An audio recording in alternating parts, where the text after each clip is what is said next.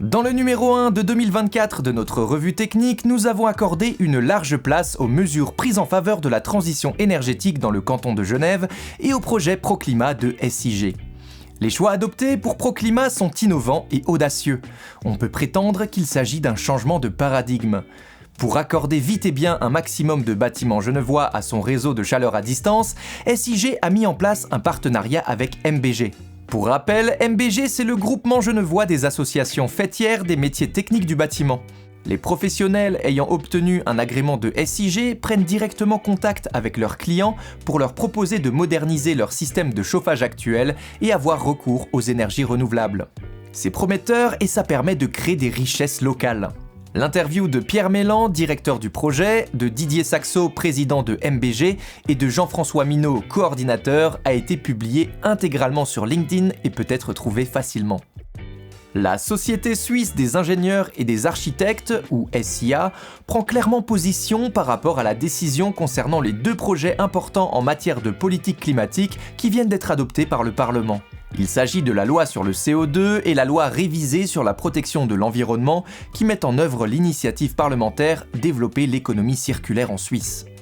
La SIA salue l'approbation de ces projets mais identifie deux failles à combler.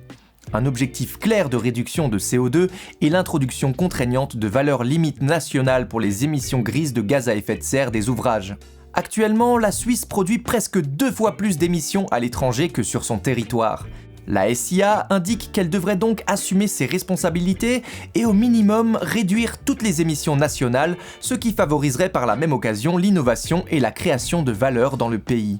La Société suisse des ingénieurs et des architectes plaide pour une part nationale claire de réduction des émissions. Elle déplore que le Parlement ne fixe pas d'objectifs concrets et délègue la responsabilité au Conseil fédéral.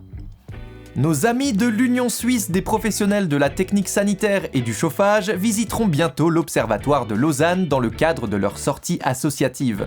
Ils auront alors peut-être la chance de voir la comète Pons-Brooks, ou encore appelée la comète du diable. Il sera possible de l'observer à partir de demain, vendredi 22 mars, et ce pour une durée de 2 semaines environ.